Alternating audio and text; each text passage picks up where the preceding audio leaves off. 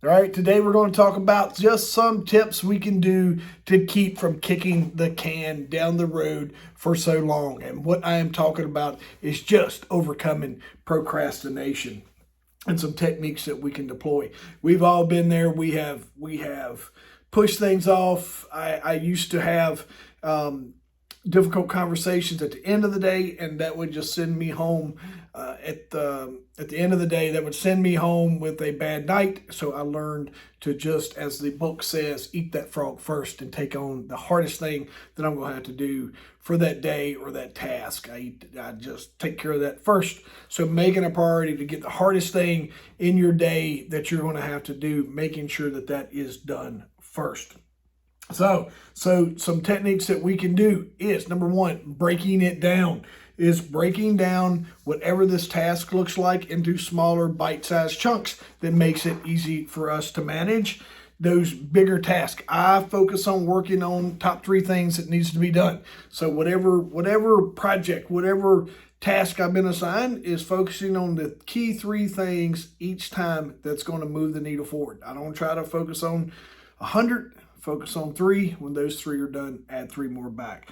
The second thing is setting clear goals and deadlines. When you know you got to have it done, you're going to push to get it done. Now, that doesn't mean wait till the night before the exam to study. That doesn't mean wait until the day before the deadline to just rush and try to get everything done. That means planning a little bit into your day each day based on when that goal or deadline is making focusing on those top 3 things and making a little progress each day or each hour, whatever that looks like to you.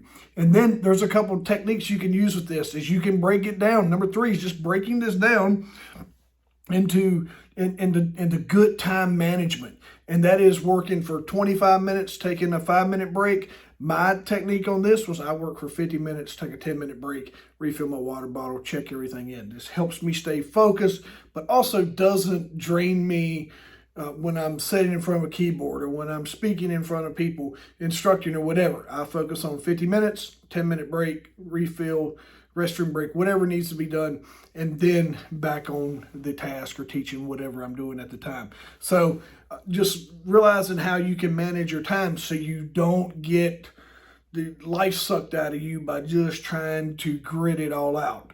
Number 4 is eliminating distractions. Taking your cell phone and putting it in a drawer, and when you walk in to get stuff done, when you know it's got to be done, taking your cell phone. I learned how to use the different work and focus modes inside of my iPhone, which has been a super helpful tool for me. But there's sometimes when I turn the ringer off, leave it in the next room, let my wife know that I am off the phone. If she needs me, she can reach me in whatever manner. But sometimes when you get the ding, and next thing you know, you check all your notifications and you're on social media scrolling, looking at funny cat videos. And those are things that take us off of our task, and we want to make sure that we do everything we can to avoid that. All right, number 5 is leverage your peak hours. Everyone has times a day when they're more alert, productive. I generally wake up 4 or 5 o'clock in the morning. I start working and getting stuff done, just depending on the day. From that hour moving forward, especially until about that noonish hour, I try to be very task oriented, getting things done that need to be done, and then it frees up the rest of the day to just kind of be fluid and move in whatever direction I need to. That varies by the day. I'm not a let's stay up and burn the midnight oil. That's just something that I don't do anymore. I'm generally in bed what would be a reasonable hour for me. So generally anywhere between 9 and 11 o'clock at night, I am laying down. But I have friends that they start work. They start their productive time at 9 to 11 o'clock when their kids go to bed, or when when all our distractions or favorite programs is over, whatever that looks like for you, is making sure that you utilize those teams. And then number 6, focusing on the why, connecting with the underlying reason behind a task and understanding that will motivate you to why it needs to be done. The level of importance is understanding why this is important and has to be done, and how it affects not only you, but your entire team. And then number 7, setting up a reward system.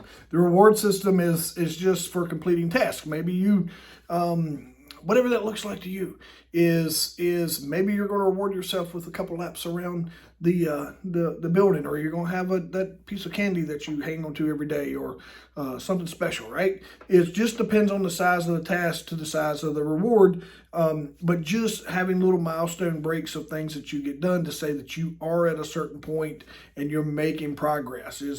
You might celebrate quietly by sending an email to your team or sending an email to your lead, just updating a progress on, hey, this is where this is at. Just wanted to give you an update, which is a huge celebration when you are sharing your successes. We got 2 more. We're going to talk about seeking accountability. And when the task is assigned to you, is generally you have someone that's holding you accountable to get that done. But if it's something private you're working on, or something that you're trying to do on your own, like start a new habit, go to the gym, start eating healthy, go for a walk each day, is sharing that goal with your friends and family that can really help you hold you accountable to make sure that you're getting it done.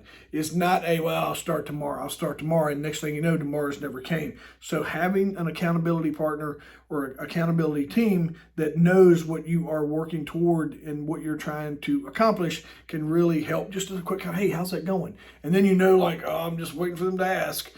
So you're going to make progress because you don't want to disappoint, or you know that someone's holding you accountable to get that done.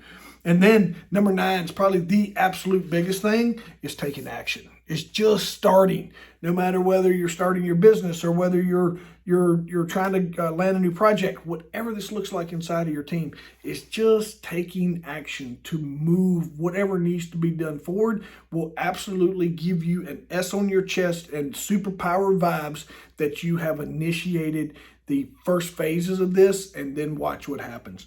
That's what we call getting momentum. And when you get momentum, you become that unstoppable force. So I hope it helps. Make sure you like, share, comment. Somebody's procrastinating right now that needs to see this video, needs to hear old Jeff talking to them. Give them a little bit of kick in the butt and motivating them to do those great things they know that they can do. So make sure you connect with me. Can't wait to hear from you. Thank you for following along, and I can't wait to see everyone soon.